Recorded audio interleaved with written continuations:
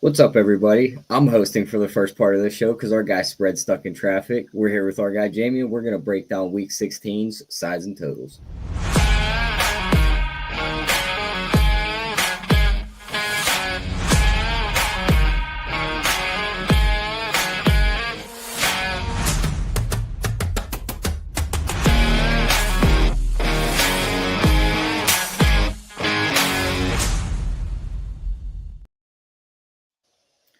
How's it going, Jamie? Coming off a nice Green Bay win this week. They Yeah, beat up on Seattle. Looks like they're going to be the third favorite team in the NFC. How's it going? good man. Yeah, that was a good win. Yeah, well, I missed you guys last week. Luckily, after the Detroit loss, I got to escape out of that one, so I didn't have to talk about it. But yeah, it was a good win for the Pack, man. Good week overall in football. First week of best ball playoffs. All the good players that got you there mostly died out. Yep. It's a little frustrating for probably a lot of people, but yeah, excited to break down this week's card, man. A lot of good games. Yeah, that's pretty much how my best ball teams went. Advanced two. They both died this round, so sucks, Yeah, but there's always next year.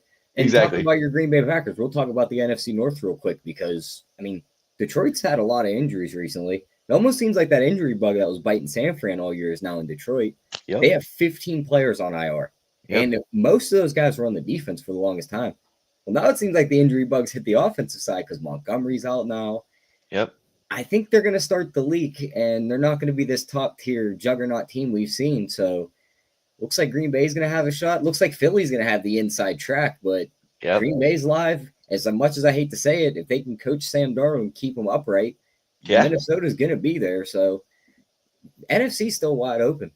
Yeah, 100%, man. It is completely wide open. Yeah, Detroit was the obvious favorites going in, but man, just the injuries it's crazy. It literally feels like every week, two or three key players from that team keeps going down. It's like, luckily they do got Jameer Gibbs, so I think he's going to be able to play a solid role there. But I don't know, man. Yeah, it's going to be rough. I'm interested to see how it's going to be. A big game for them this week. Yeah, big game for them this week. And just the way Green Bay plays in December, I think they've lost one game in December under LaFleur. No, actually two. I take that back. The Detroit game last week was number two. So Yep. they're a juggernaut in December. They're going to roll into the playoffs hot. And then on the other side, Buffalo looks good. We don't know what's up with Mahomes' ankle. He's hoping to play Saturday. He might be out. So AFC's just starting to get as wide open as the NFC. It should be a fun little race to the end. Yeah. Yeah, I'm excited, man. It's a lot of good games, a lot of key games, too, Oh, coming yeah. up here. So let's see what happens. Yep. We'll dive into Thursday night. We have Denver visiting the LA Chargers. We have a spread of the Chargers -3 and a total of 42.5. I'll let you go first on this game, Jamie. What are you thinking here? Yeah, this is an interesting one, man. I feel like the Chargers have not looked near as good recently. Honestly, they're a team that wants to run the ball at the core, and ever since they lost J.K. Dobbins, they just have not been able to do that.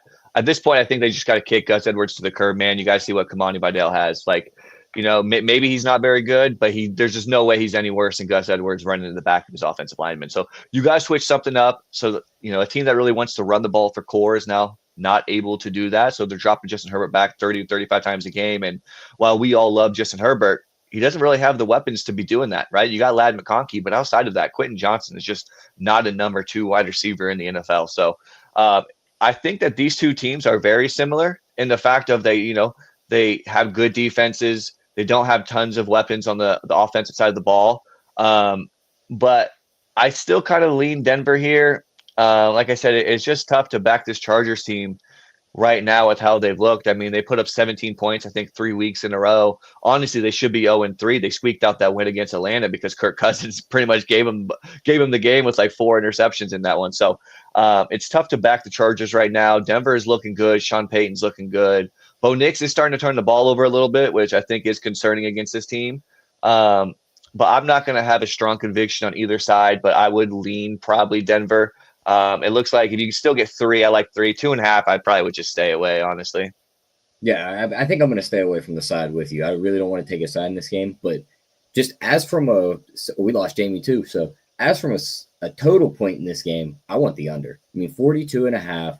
It's 11 of the last 16 matchups of 1 under. 10 of the last 11 matchups in LA. Here we have Jamie back. There you go. He's back. Sorry about that.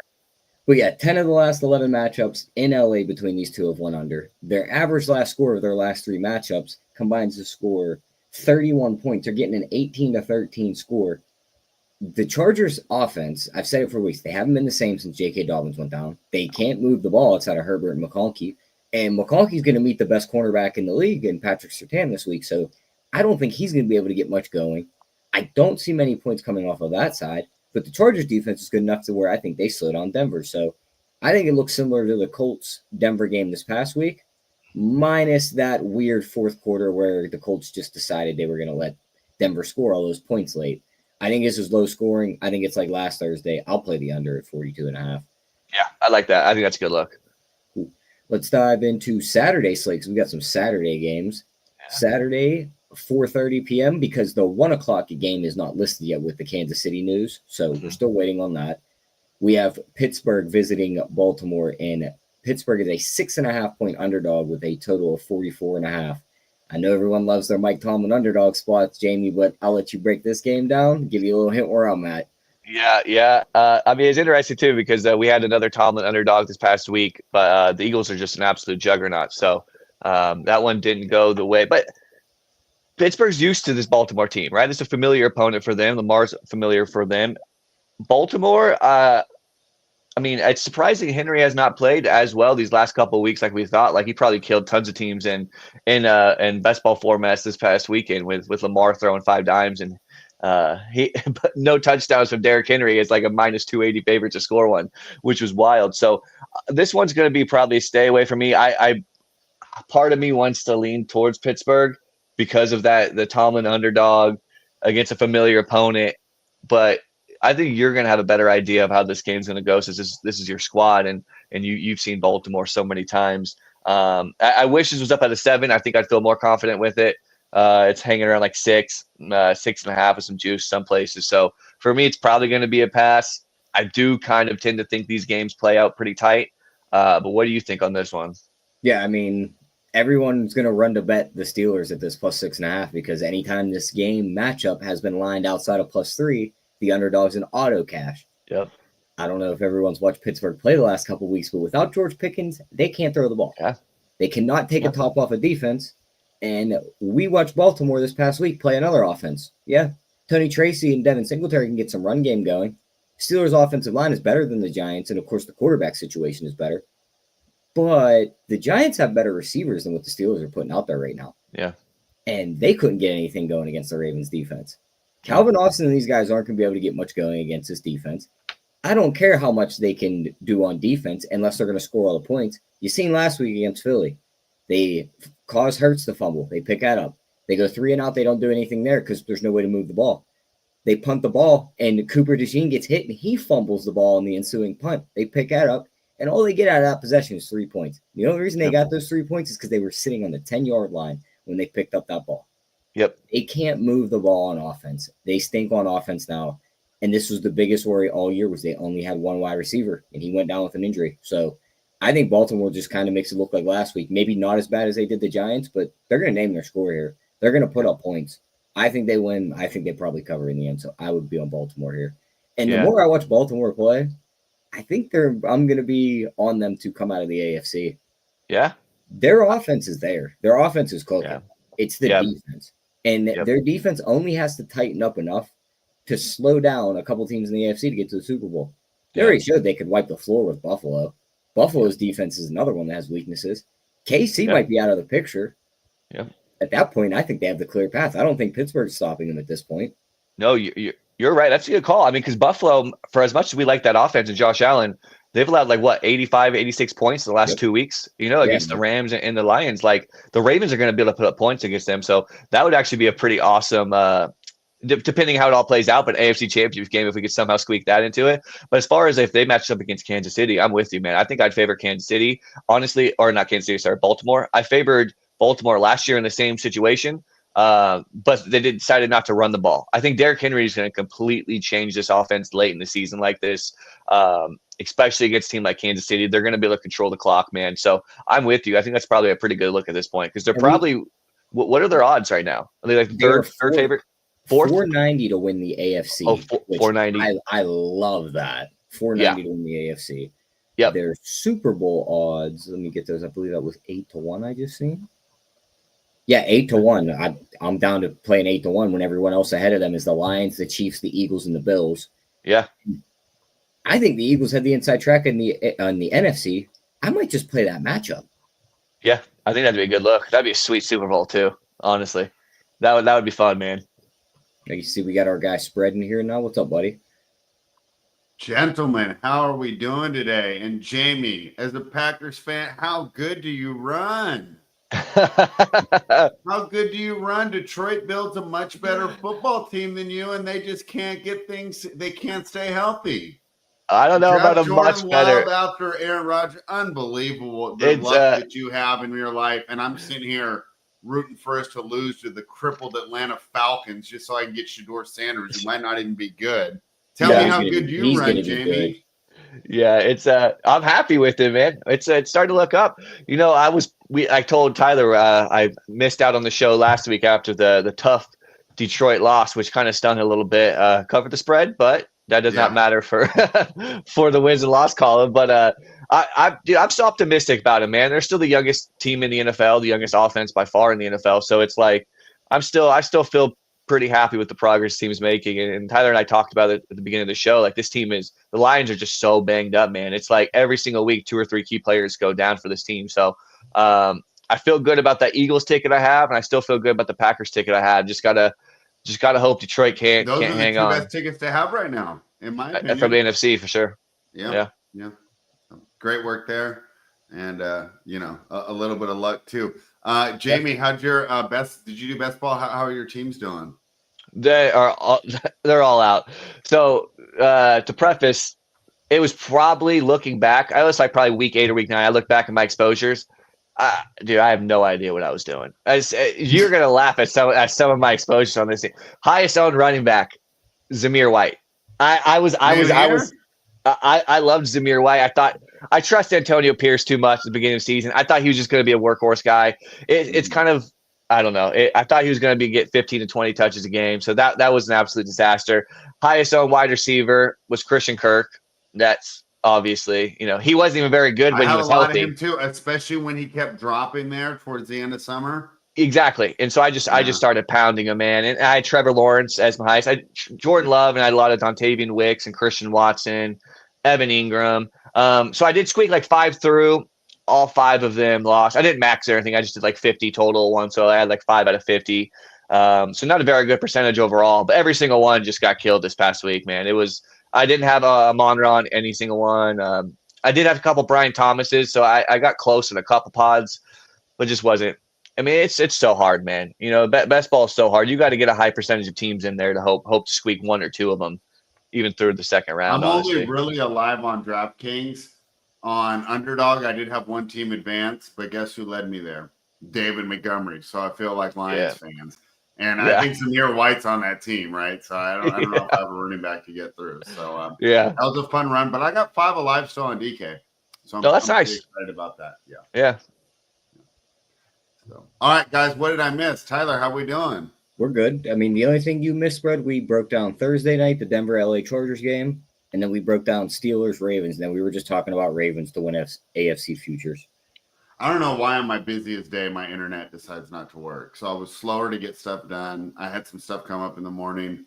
So frustrated. But where did you guys land on Thursday Night Football? Just to give me I love the under on Thursday Night Football.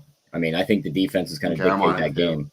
Okay. Yeah. So I don't want to play a side. I like the under there. And then we skipped the early Saturday game, Houston, Kansas City, because how do you break it down not knowing Mahomes' status? Let's just assume he's out. What would you do? If he's out, then I think he's going to sit. I don't understand. If he's out, then what's Houston going to be? Because it shows Houston +4 right now. Is there going to be -1? Yeah, I saw more. If they're under a field goal, I'm playing Houston. All right. We do realize who's stepping on the field in his place, right? Carson Wentz. I don't think he'll be that bad in a one-off. Yeah, but he's playing a pass rush that's going to be all over him. Yeah. We know that one tackle is a very bad thing for Kansas City. I believe it's the left tackle, Juwan Taylor. Yeah. And he's getting one. Well, no, it's DJ Humphries now, isn't it? Yeah, Humphries is another one that's terrible, but One of those linemen is getting Will Anderson or Daniel Hunter. So good luck with that. Yeah. All right. Sounds like a plan. So do you want to move on to the second game? Yeah, we talked Pittsburgh, Baltimore. I said if anything, I'm playing Baltimore. I'm not playing Pittsburgh until they get George Pickens back. This whole Mike Tomlin underdog thing is dead when you can't move the ball. Yeah. Is TJ Watt playing? He should. Yeah, he should play. He claims he only rolled his ankle, but the replay he didn't roll it.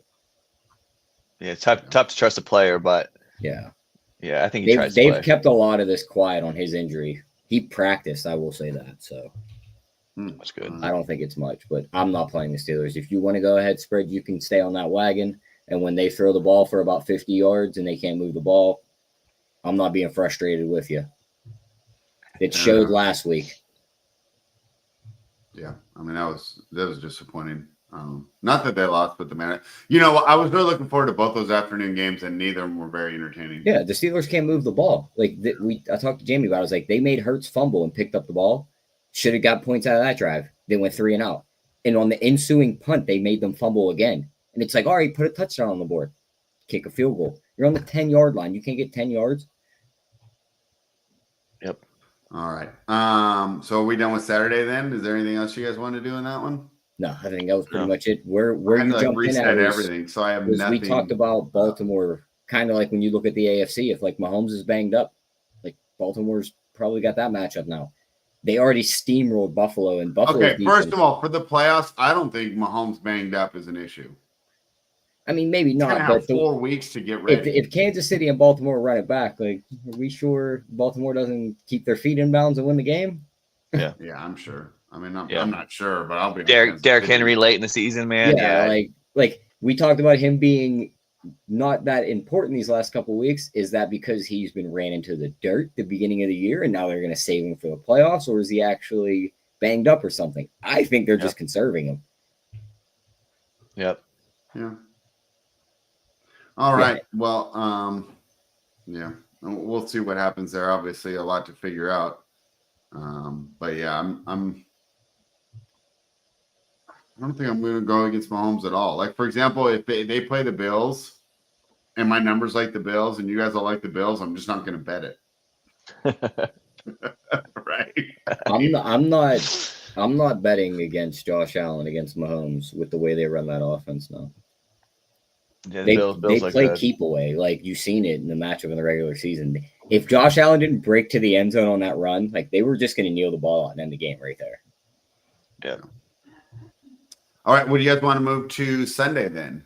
Yeah, we could jump into Sunday. Cleveland Browns are now plus 7.5. This was 7 when JC and I did the show yesterday. Total is 47.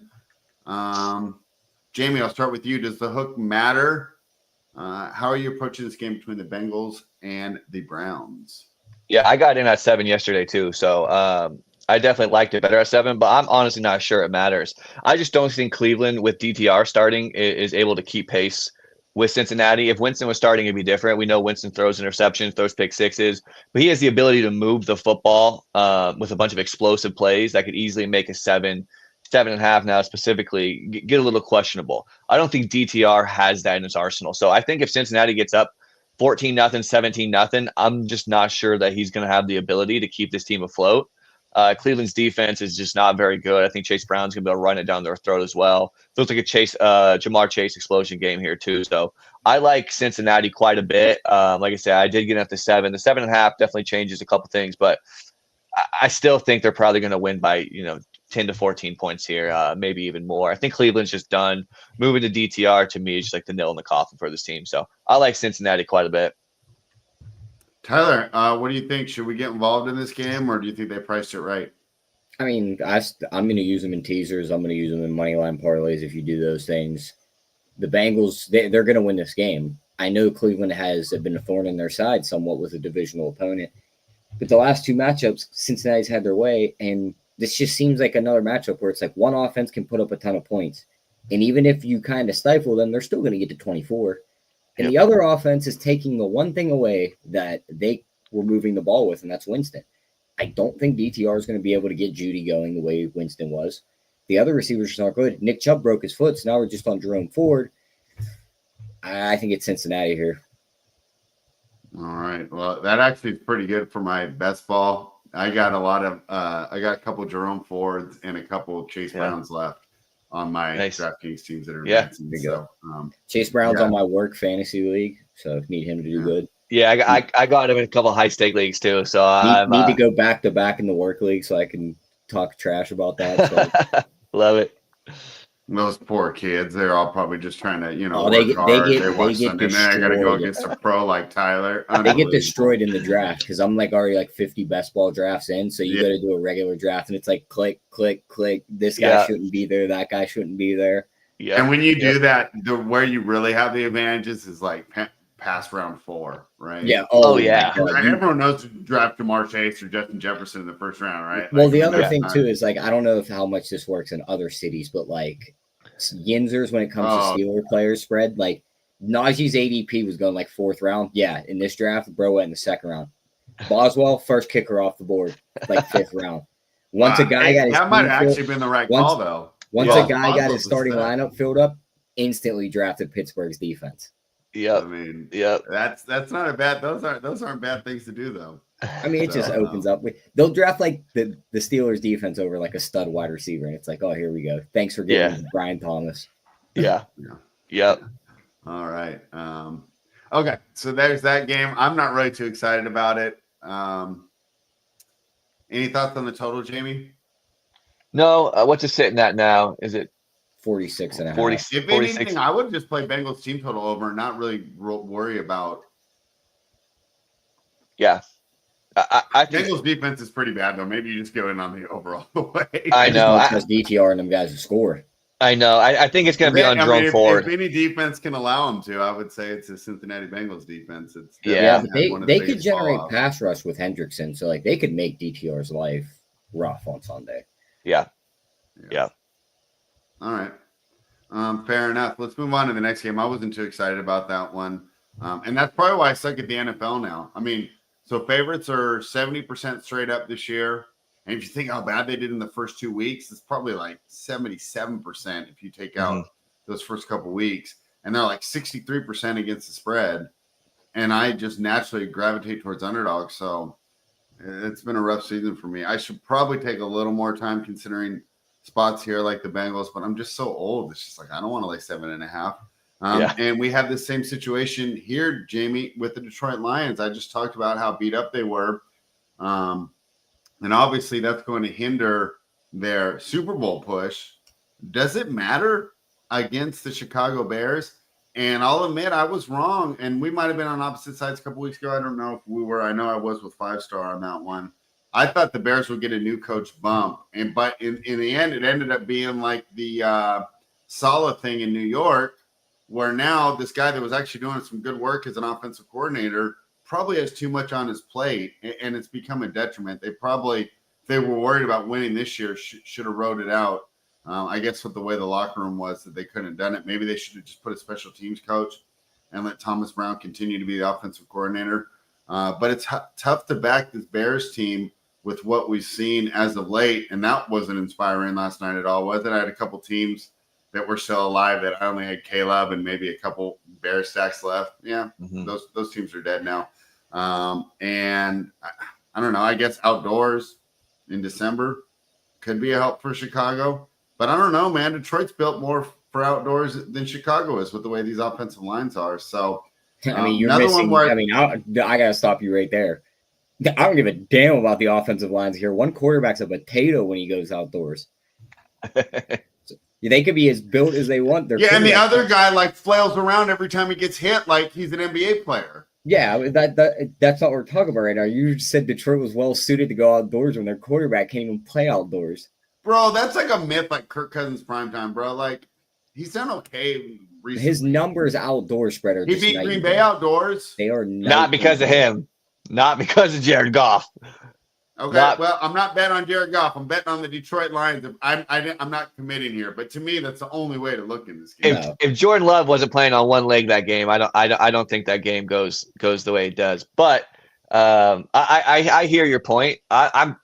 This is tough because I think Caleb Williams looks terrible, man. The Bears team is an absolute joke, and Caleb plays like he's still playing in the Pac-12, doing these scrambles, running around. It's like that's not going to work in the NFL. I will give him some credit. He did make some decent throws late in that game when a few drops. Keenan Allen dropped a couple. Odunze dropped a wide open touchdown. He like dinosaur armed that catch. I don't know why he didn't fully extend his hands.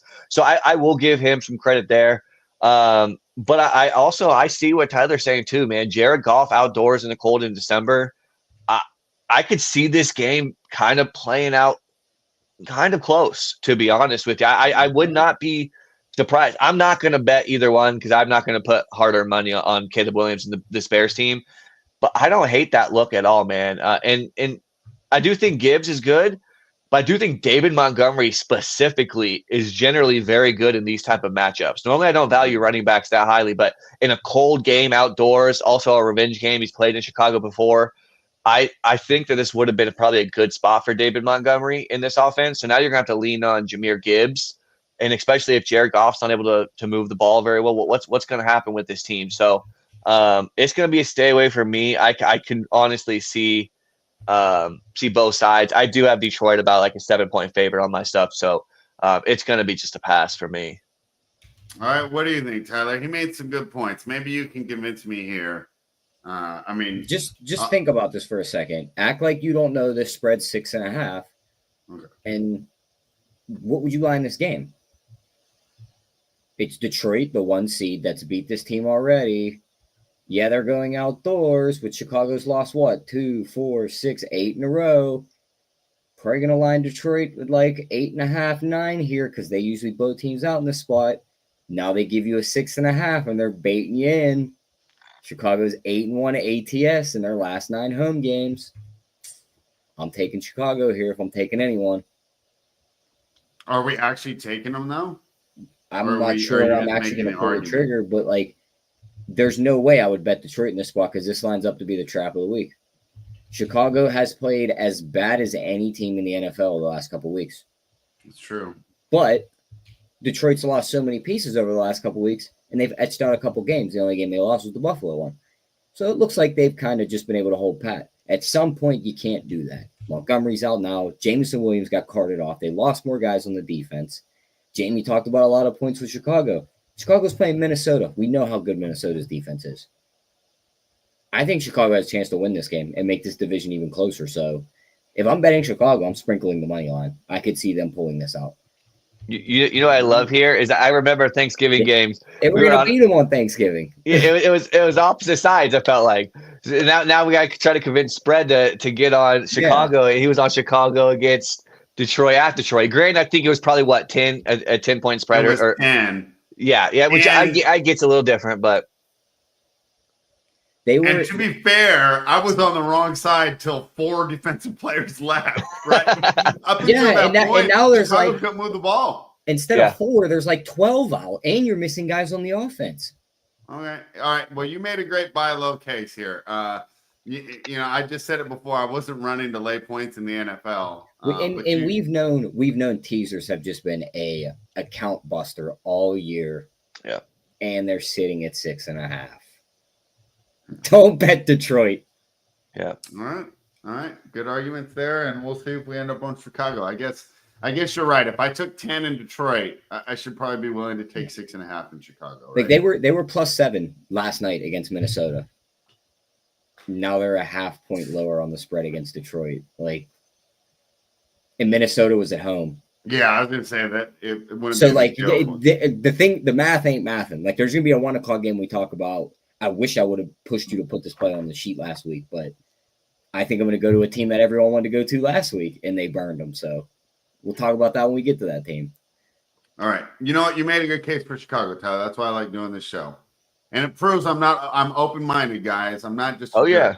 All right. The Arizona Cardinals are -4.5. That lined up so perfectly, that breakdown at the end of my game, because this is the game I wanted to talk about. So right. Which victory lap did you want to take? Because you were right on both. No, I wanted Dallas last week. I said that. And you also wanted Arizona. Well, I said everyone betted Carolina last week, and Carolina burned everyone because they got blown out by Dallas. Yeah, you kept me off that one, so thank you. I want to bet Carolina this week because you're putting Arizona outdoors, and they can't play outdoors. So we're on Carolina. Yes. We're going to go right back to Carolina. Their defense isn't going to be able to generate what Dallas did. They're not going to be able to run the ball the way Dallas did. Carolina is a +4.5 here. They don't have to win the game. They just have to keep this close. And Kyler turns into a potato when he comes out of the dome. Their defense has been playing good. I like this new potato thing. I mean, that's the word I substitute for a different word that we can't say on the show, but it's outdoors. They can't play outdoors. We've seen it all year. They've been playing man coverage in Carolina, and that's been going well for their defense. I'm on Carolina here. I think they have a chance to win this game. I'll take the 4.5. Well, Jamie, I'll tell you what. I am fired up for the energy and the takes that Tyler's bringing today. I mean, I'm ready to be convinced here. I mean, I'm ready to place his bets on the Bears. I'm ready to bet the Panthers. What do you think? Yeah, I'm with Tyler here. I kind of like Carolina. We said it all year with Arizona, man. This team's so up and down, and it kind of seems like a good spot to fade this Arizona offense, man. And Kyler playing outdoors. Marvin Harrison still hasn't gotten it done. Maybe this is the week Trey McBride gets into the end zone, but I like Carolina here with them. I think this is a good look, man. So I don't even need to go on. Tyler honestly nailed all the points that I was basically going to say. I think this probably should be closer to like a 3.5, honestly. So I still like the 4.5 here. I'm with Tyler.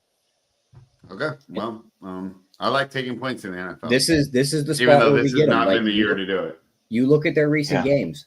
Like, yeah, they lost the Dallas game. They got blown out in that one. But they lost 16-22 to Philly. They were 14-point dogs there. Everybody wanted them. Lost by 3 to Tampa Bay, +6.5 there. Everybody wanted them. Lost by 3 to Kansas City, +10.5. Everybody wanted them there. They're back to being an underdog. This is where we bet Carolina. You don't bet them as a favorite. All right. Yep. Fair enough. Good points here. And I'm excited for this weekend. Tyler, you got me fired up to take some points. However, I don't think we're going to be taking points in this game, but who knows? I was surprised that you weren't on those other ones. The New England Patriots are catching 14. Before Tyler gives his excellent breakdown, because Tyler's bringing heat today, Jamie, talk to me about whether or not you're getting involved with this game, because I don't see any reason to. It's going to be a pass for me. Buffalo should smoke them. I don't know. It's just concerning, man. Like Tyler and I talked at the beginning, this Buffalo's defense is not very great, man. They've allowed 85, 86 points in the last 2 weeks. And granted, that was against the Rams and the Lions, and the Patriots are a far cry from those teams. But I wouldn't be surprised if just 14 points just leaves so much open for, Drake made it to do something late in this game. And the next thing you know, they cover, they lose by 13 or something. So for me, this is a stay away. I would lean 14. I do have this literally right at like 14.3. So this is just a complete stay away from me. I don't want to get involved in a spread this big here. Yeah, I don't either. But Tyler, you've been bringing heat so far. Am I missing something? No, I don't got much heat for this game. I think this is another stay away. It's just like, do we trust Buffalo to just keep stomping their foot into this team's throat the entire game? Like maybe. If we're doing one of those pick 'em pools where we pick every game, I would just lay it.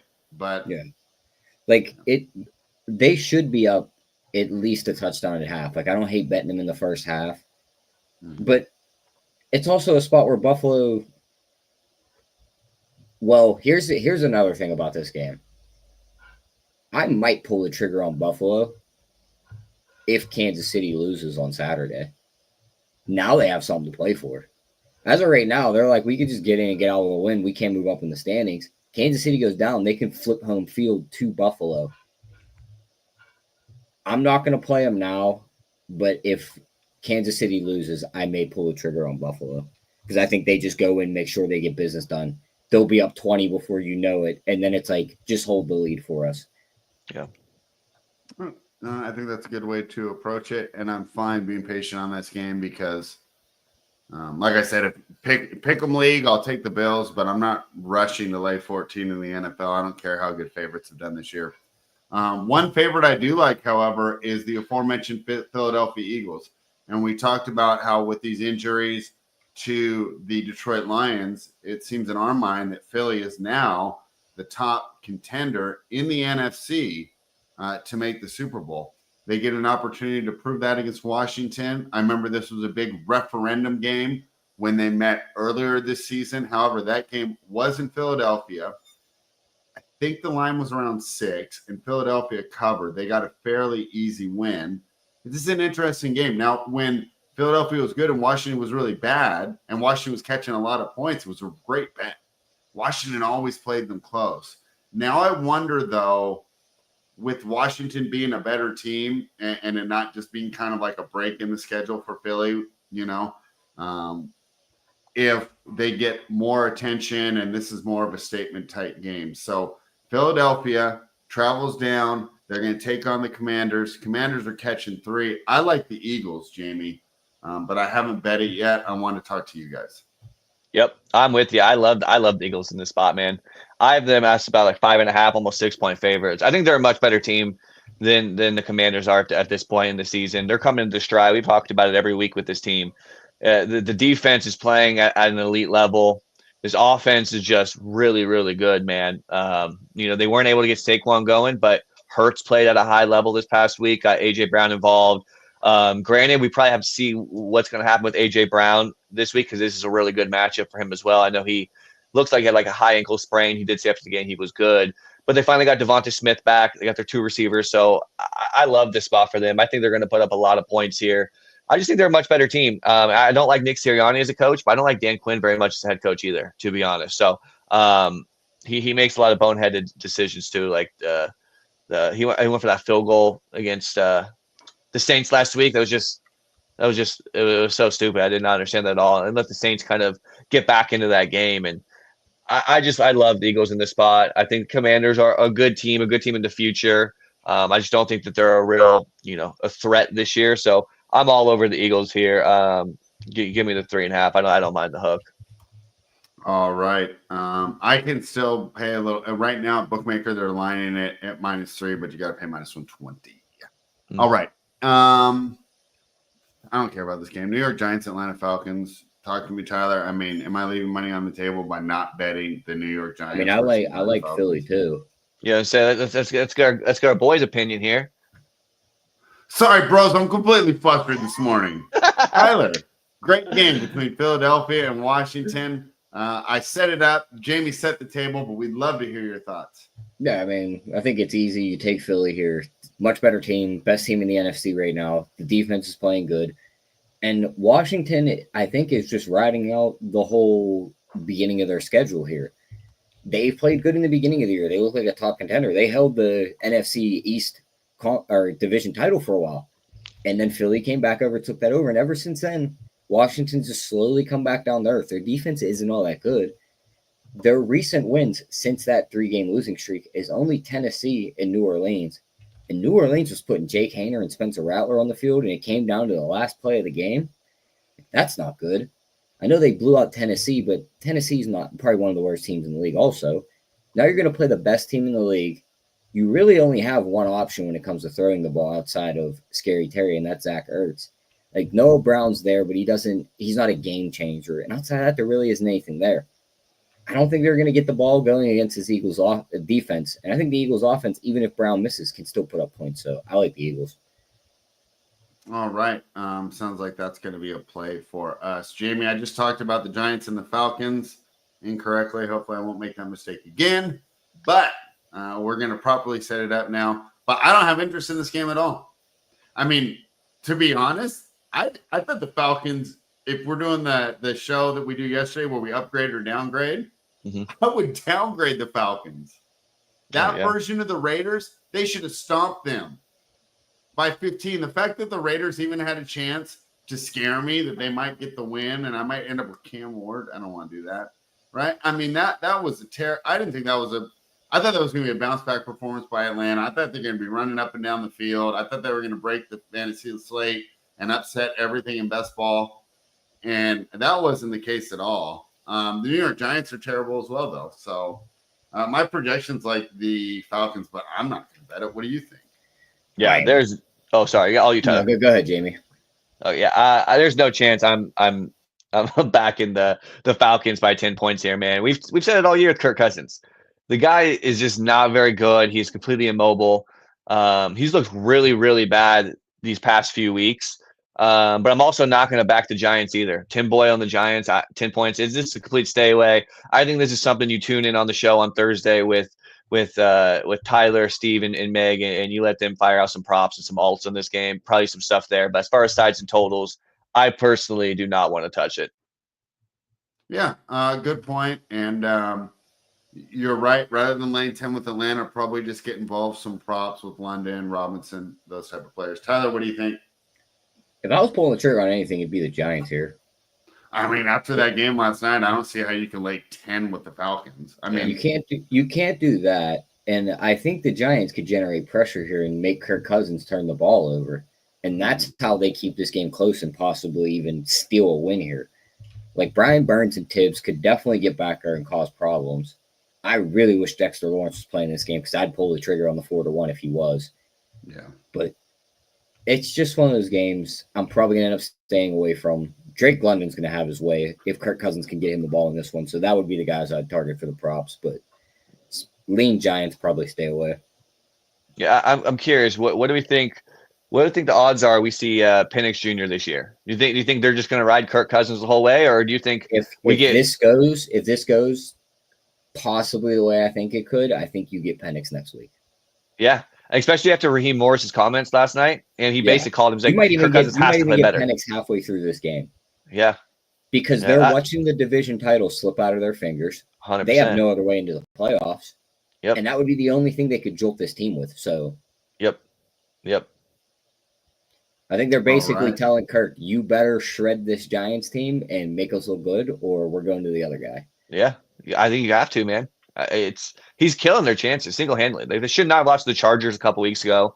Those the 4 interceptions were just like the worst interceptions I've seen, man.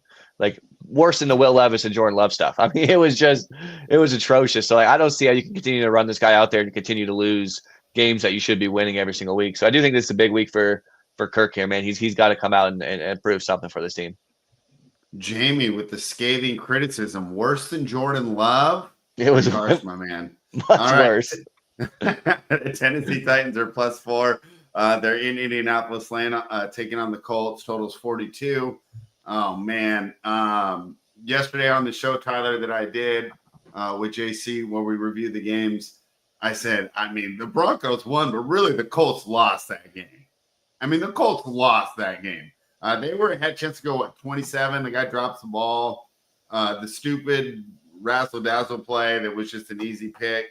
Do we expect the Colts to bounce back against one of the worst teams in the league? Well, one of the worst offenses in the league. Above average defense. And if they had a real offense to play complementary football with, they might be in the top 5, top 10. I don't know. I really don't have a lot of thoughts on this game. I don't know what to make of the Titans. I think I overrate them. And they're also the worst team against the spread this year. If you just bet the Titans every game this year, I think they're 2-11, maybe 2-12 after last week. They've been really bad against the spread. I got a one-word breakdown for this game. Pass. How about you, Jamie? Pass. No interest, man. All right, fair enough. Good, because I got a busy day too. Good call, guys. Good call. A team that I love to fade is the New York Jets. Now the Rams are taking them on. Rams are laying 3 on the road. I thought the Rams were done when they took on the Miami Dolphins, and they lost in that game, a game that I was heavy on the Rams on. And since then, they've won every single game and look good doing it. The New York Jets had a bit of a resurgence last week. Jamie probably had some happy memories of playoff games and regular seasons gone by, seeing Aaron Rodgers and Devontae Adams look great. And with the older players, and I thought Cousins was going to do it last night, and he didn't. But you can still see those flashes of greatness, right? Even Bradley Beal, every 3 or 4 games, you see why he's once got that good contract. So do you think the Jets have it in them again, Jamie? Or do we lay it with the Rams on the road? Yeah, I can't believe I'm about to go here, but I like the Jets here quite a bit at the 3.5, man. I honestly thought I was going to be done back in Rodgers and this Jets team this year, especially because I've been kind of higher on the Rams than most all year. Yeah. This is a good spot, man. You can just tell when Rodgers is out there in this team, like they have nothing to play for like, going to playoffs or anything like that. But you could tell Rodgers still wants to prove that he has a skill set, right, and still can be able to move the football. I think he's enjoying playing with Devontae. This team has looked good. Over the last 5 weeks, they ranked top 10 in EPA per play. They've averaged almost 27 points per game. during this stretch, and they get some decent defenses too, right? So it's like I think that this is actually a pretty decent spot for them to keep it going. I don't love that their defense, I think, could probably give up points too. I could see a lot of points in this game, but I like the Jets here at the 3.5. And I think we have to wait and see what's going to happen with, DJ Reed and Michael Carter and all those guys. But even if they're out, I still am okay with taking the 3.5 here for the Jets, man. I think it's a good spot. Like I said, I did not think I'd be back here in 2024 laying money on Aaron Rodgers and the Jets in a meaningless game. But they're playing for pride, man. Rodgers Are talks you about it actually every going to week. bet it, though, or are we just talking about it? I bet it. 100%. I bet the Jets. Wait till next week's show, buddy. I'm going back to the well again. Tyler, JC and I liked the Rams yesterday, but I did not bet it. I definitely wanted to dive into it more because doesn't it seem like one of those tough situational spots, almost like when it also seems like one of them spots you auto click against the Jets. So we're not letting you do that. So what are you saying? We're not betting the Rams, the most Jekyll and Hyde team in the NFL. One week they look like a Super Bowl contender. Next week they look like they're going to pick top 5 in the draft. Now they're going to go outdoors across the country in sub 30-degree weather with wind. Yeah, they probably have a better offense. They're just a better overall team. But this is a weird spot. The NFC West has just been a mess. They've won those games, but since the Miami game, they lost to Philly in between there. But they beat New England, New Orleans, San Fran, who's dead. And then they had the impressive it's the Buffalo win that really we all upgraded them, right? Yeah. But, again, this team does that every couple weeks. They put together a win that you just don't see coming. I'm not going to run and act like they're contenders now. It's Jets or pass for me. Wow. JC, I hope you're watching. The Minnesota Vikings, Tyler's favorite team. They're -3 against the Seahawks. The Seahawks laid an egg at home against the Green Bay Packers. I know you guys are going to get pissed off, but why would we not do it again? I mean, I have the Vikings and the Packers power rated about the same. Now, before you guys stop, I'm not talking about chances to win the Super Bowl. I'm just talking about winning regular season games. I have them power rated around the same. Why would I not just go to the Vikings? Start with you, Tyler. There's like two things that are holding me up in this game because the moment I looked at it, I said the same thing. I said, I'm running to Minnesota. This is easy. They're going to do what Green Bay just did. And then I stopped for a second, and I was like, Seattle's 12th man, like it was loud in that game, even when they were down. Yeah. But Jordan Love doesn't turn over the ball. He hasn't turned over the ball in weeks. He has one interception in like the last 8 weeks. Jamie's been forwarding him this show. That's why he wants to prove they were able to get the run game going. My biggest worry right now would be, what does this game look like if Seattle scores first? And now it's loud. Darnold's outdoors. He doesn't like noise, and he's on a hostile environment. He throws an interception. Chaos ensues from there. That is my biggest worry. I could see Minnesota, like this could be where Darnold finally shows that bad hand. In a stadium where home field advantage is a big thing. Off a team that just took a bad loss. So that's my worry. These NFC North teams haven't lost to anyone outside of Buffalo since October. But I think you can get another one right here. Yeah, we're going to be opposite here. To me, it's Vikings or path. The way you beat Minnesota's defense is through the air, and now you're going to send Jackson Smith-Njigba, DK Metcalf, Zach Charbonnet through the air, who's been good. Tyler Lockett's still there. If they don't generate the same pressure, but Geno sucks under pressure, and they're going to get pressure. Yeah, if they don't generate the same pressure, they're going to be in for a show with those wide receivers. I mean, normally I'd be in with you, Tyler, if this was a buy low spot, but they didn't move the line. I don't know. Talk to me, Jamie. What do you think? Yeah, I'm with Tyler. I like Seattle here. Way. Yeah, it goes to honestly just some data to back up kind of what Tyler is saying. Seattle plays too high coverage at the 7th highest rate in the league. Darnold has not played well against too high coverage all year. He ranks 21st in EPA per drop back. He has a 4.2% turnover worthy percentage throws against too high, and that's compared to 1.6% against single high. this is not a good spot for Darnold. And if he's going to be forced to throw the ball, we're going to see the classic Darnold 1 to 2, maybe 3 interception game here. We can try to force some throws, and I think it's going to end up turning over to be a disaster. And I'll be honest, we liked Green Bay, and Green Bay did get up early.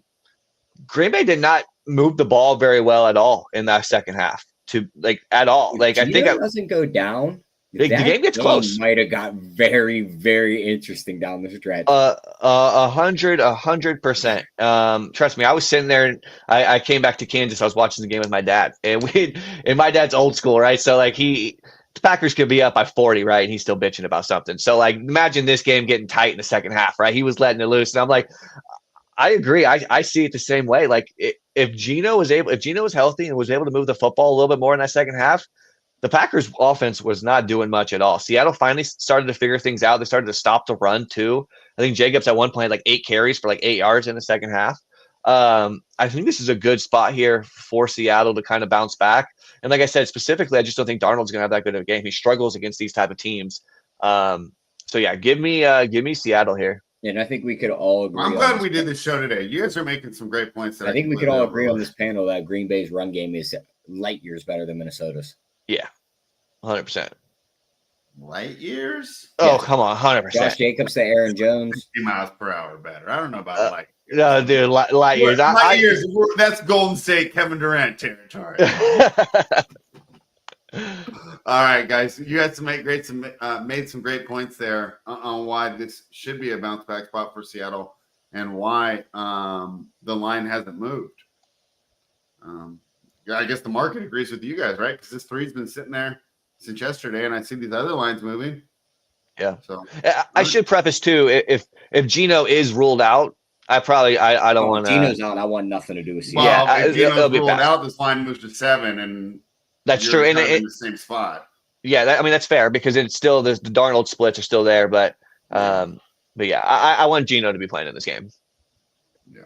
And how funny is that we're saying that right now, right? And watching that game on Sunday Gino's night, stock more than some Sam Howell's reps. Watching that game on Sunday night, just thinking about this as a football perspective, a lot of those throws Jordan Love was able to complete and get the ball moving down the field through the air was when he does his typical thing of he's in the pocket and he starts to back up almost like a fadeaway. Mm-hmm. He's extending the play instead of running around, and he's dropping the ball off in the last second before he gets hit. Yep. I don't know if Darnold can extend these plays long enough. No, he can't. No.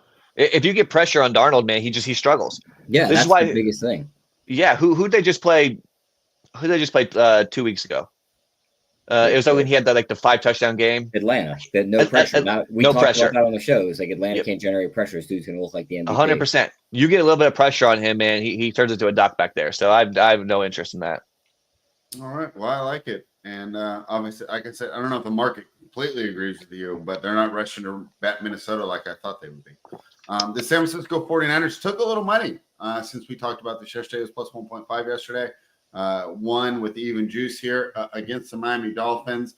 The Niners essentially, I don't know if the exact wording, but to me, their season was ended last Thursday night when they fell to the Rams and some turmoil on that team, something that you don't see happen often in the NFL. I know it happens in the NBA and other sports, but a player refused to enter the game, and his teammates were not kind to him at all. There was no support. I mean, George Kittle said he couldn't even look at him. He's been suspended for the last 3 games. I doubt he'll even play another NFL snap. A team's got to be desperate, but this is just a league that doesn't tolerate that type of behavior, and probably the reason why NFL ratings continue to grow and NBA ratings continue to tank, because this is just such a rare, crazy thing. And the only reason I'm harping on this so much is I really wonder how it affects the locker room, because I can see 2 things. It shows that, hey, people are really wearing on Shanahan. They're just waiting for the season to be over. Not saying that they're out on him completely, but they're kind of same thing with Belichick. It's a lot easier to get yelled at when you're on your way to the Super Bowl, right? When you're 4-12, shut up, old man. So I guess my first question for you, Jamie, is, of course, I want you to break down the game, but do you think that helps or hurts the Niners going into this? Do you think they can use this as a rallying cry? We got rid of the dud. Let's bounce back. Or do you think it's kind of more indicative of some growing turmoil in that locker room with Shanahan's hard-ass approach?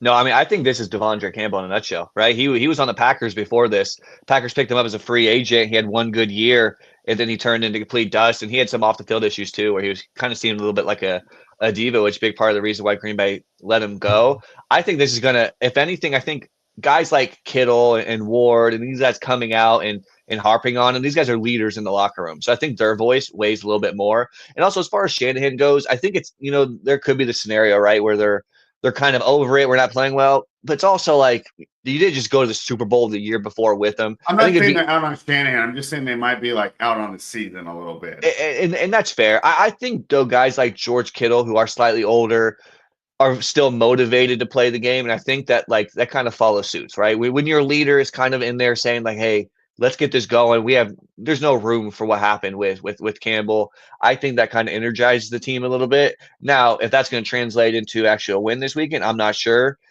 This game is probably a pass. I do kind of lean San Francisco here, to be honest. I do have this like right out of pick 'em. Miami I just don't like Miami, man. I just don't think they're very good. Tua turned back into a duck too last week. Let's see what happens with Waddle. But I just don't think that team is very good either, to be honest with you. So these are two teams I just don't rate, honestly, that high this year. But I feel like it could be a decent bounce back spot for the 49ers. Purdy looked terrible on that Thursday night game. I think he went like 0 for 8 on career. Oh yeah, 0 for 8 on balls like 20 plus yards on the field. And he had guys like Pearsall open multiple times throughout that game. So it's going to be a pass for me. I just don't want to lay money on either of these teams. I'm not super confident, but I do slightly lean San Francisco if I had to choose one. Tyler, are we playing this one? No, I think it's a stay away. I slightly lean towards the other side of Miami. They're playing a team that doesn't have a winning record. This is usually when they beat up on teams. But it's a Kyle Shanahan disciple he's matching up with. He usually pounds these guys into the dirt. Well, the defense should be ready for it. I can't confidently put my money on either side in this game, so just to stay away from me. Yeah, fair enough. Maybe a live betting game, right? Whoever gets ahead, just grab the 7 with the other team. I don't know if it'll be a blowout. I think you could see a blowout in this one. You really? I think if you see blowout, I think it's more San Fran blows out Miami. Good point. All right. Yeah, fair enough. All right. Maybe don't bet it live then. All right. The Jacksonville Jaguars take on the Las Vegas Raiders. Jamie, we might actually win. No. No. Do you know how hard it's going to be to lose this game, Jamie? Yeah. If Yins are sending that DoorDash driver out there at quarterback again, I mean, Yins don't have a shot. That dude is the worst quarterback I've ever seen in my life. Desmond Ridder? Yes. He's pretty bad. He's terrible. He is All so right. bad. You guys are giving me hope here because I want to go terrible. Sanders next year. Are you betting this game at all? I'm not. There's no chance I'm betting on this team. I'm gonna root for you, so I'm gonna root for the Jaguars, so that way your team can lose and you can get Shador Sanders. I'd like to see kind of Shador Sanders in Las Vegas, anyways. I think that'd be fun. So that's what I'm going for, and then maybe Travis Hunter can go to Jacksonville, right? And so they're both teams can maybe get what they want out of this ordeal here. But I don't want to lay money on either one of these teams. Ingram's out for the year too. This team is just. Both teams are falling apart. No interest here. It's a pass for me. What do you think, Tyler? I'm not betting this game because I'm not betting on either of these teams, but I think Jacksonville comes out with the win. Yeah, maybe the Raiders have been absolutely terrible. They can't move the ball through the air unless it's Brock Bowers or Jacoby Myers. Max Crosby's out for the year, so their defense is just dead now. Thank God. I mean, Brian Thomas should be wide open. We didn't need that guy out there. Mac Jones getting the ball. Yeah. Yep. Yeah. So. I almost want to bet on Jacksonville here. I won't be surprised if, you know what? Hey, I see your fingernails a little split. Why don't you go sit out this week, right? I mean, I can see there really being a concerted effort in the injury room to make sure the Raiders lose this game. How sick are you going to be? How sick are you going to be if? Because they said Brady has like a huge voice in the next quarterback the Raiders draft, like huge voice. He's going to basically pick the guy. Yeah. He's been all team Shador for so long. He's trained Shador. Yeah. What if he goes and watches Cam Ward play once and says, "Oh, this is our guy"? That won't happen. But I'll tell you what, Brady knows more than me. So if he says that's what I mean. Like I I could see this. I could see this going that way where Brady pulls the "we're going to take Cam Ward instead of Shador" thing. Spreads destroying his house. I don't think there's any way he does, though. I don't think he does either. I think Those this is personal relationships Shador, are but tough. That's why I think sometimes these guys hire the wrong coordinators just because of the personal familiarity. yeah. You know. So I would seriously doubt that. But if they said Brady said that Cam Ward's a better player, then I'm in. Yep. I'm all in. Unless he says Quinn Ewers, then I'll throw up. He might be a better player too. I mean, I don't know. I don't. Yeah, I mean, we don't know, right? I mean, I was so sure that Bryce Young was going to be better than CJ. Yeah. So Caleb Williams is a generational prospect too, right? I mean, that Bryce to CJ thing doesn't look as far away as people think now. Like, right, but you understand my point, right? Yeah. Like I was saying the same exact thing. It's a one quarterback draft. You know, if you don't get Bryce, you're screwed. You know, I didn't think CJ was going to translate. Remember, Tyler, we said if he's an Ohio State quarterback, when have they ever been good? Yeah. I think that was something we directly said. I knew I was screwed on that take when he played Georgia in the playoffs and he was shredding that defense. Yeah. I said, "Oh, this is an NFL and that's like defense." an NFL defense. I said, "Oh, this guy's going to be good." Yeah. He just shredded 6 first rounders. Yeah. All right. Tampa Bay Buccaneers are laying 4 against the Cowboys. Totals 49. Tyler, because the Cowboys won last week, I think that we're getting a discount here. I want the Buccaneers. What do you think? Yeah, if anything, I'm playing the Buccaneers. I mean, Dallas picked up that nice win against Carolina. It was just a spot. I feel like they were in a good spot to win that game. Carolina can't stop the run. Rico Dowdle got, I think, like 130 rushing yards. I don't think he found the end zone, though. Dallas at home, not really worried about the home field advantage. They're not going to be able to cover Mike Evans. He's closing in on his 1,000 yards. They're going to keep pelting him with the ball. Bucky Irving should play in this one, too. I'm on Tampa Bay. I like Tampa Bay in this one. Another spot where it's like Tampa Bay can score 30. Can Dallas get to 30? I'm not sure. Yeah, I'm laying it with the Buccaneers. This is one of my biggest edge on predictions this week, Jamie. I think I got them by 6 or 7. Yeah, I like Tampa Bay too, but I also really love the over in this game. I think we're going to see points. I mean, I think we just saw looking at that too. I think I got it around 50. Let me put that. I got a 50.5. So the 48.5 it's showing right now. Oh, yeah, I got 51.5. Yeah, you should be hammering that. I mean, we just saw Tampa Bay just put up 40 points against the Jaguar, or not the Jaguar, the Chargers. What are they going to do against this Dallas team? And the reality is Tampa Bay's defense is not very good at all. I think we could see Dowdle get into the box a couple of times. I think Lamb could even shred these guys. And, if they get up, Tampa Bay gets up, 30 to 14 or 37. We're going to see Cooper Rush drop back and throw the ball a ton and maybe get some garbage time stuff. So I like that over quite a bit. But I do lean Tampa Bay as far as the side goes too. All right, great. Tyler, you and I will do the Saints Packers next Monday, but Jamie, talk to me. 13.5 seems like a lot. I'm not taking the points there. I'm giving a quick breakdown here before he does it spread. This is literally one of those NBA games where it's like, oh, they're minus 17, can't lay it. And they won by 30. Yep. Yeah. Well, I mean, is it worth the bet, Jamie, or are you just gonna root your team on? I will probably just root my team on, and I will take the over. I think the Packers should probably put up that much in itself. The thing that gets me a little nervous about the Packers, and I come on here and I toot Matt LaFleur's horn and all that stuff every single week. I do not like how conservative he is. He there's no urgency to kill teams, and we saw it multiple times last week. I actually think I saw before this past week. The Packers ranked dead last in situations where they should be going for it on 4th down and where they don't. And there's they had the ball at the 1 yard line or 1 or 2 yard line on 4th down. They settled for a field goal. They had a 4th and 1, the 50 yard line, and they punted the ball away. This just happens every single week, and I think it's because LaFleur is feels more confident in the kicker situation than in past years. So I think feels more confident to kick the ball away, and also that we were playing against Sam Howell too in this situation. But this has gone on all year long, where I feel like the Packers should go for it. And I think there's that balance, right, where you can be like, we didn't even talk about the Dan Campbell situation, right, of him also going for it on 4th and inches against Green Bay, but then even the onside kick that he did with 12 minutes left in the game. So I think there's a balance there where Dan Campbell's up here and Matt LaFleur's down here, and I think it has to be a little bit of a medium. I mean, the Lions have scored on 4th downs against the Packers 3 or 4 times this year, and I just think I wish LaFleur would trust this offense a little bit more and trust Jordan Love to be able to go for it. And that's kind of the concerning things. We just saw it this past week where the Packers had a big lead. And then they kind of let them get in because they punted the ball away. They had the ball at the 50-yard line 2 times in a row. They didn't move the football, and then they punted the ball away. And we're kind of getting the same situation against a poor team, a poor offense. And 13 points is just a lot. And Green Bay kind of plays on thin margins a bit. So it kind of concerns me. Do they have the capability of just absolutely pounding this team like they did against the 49ers?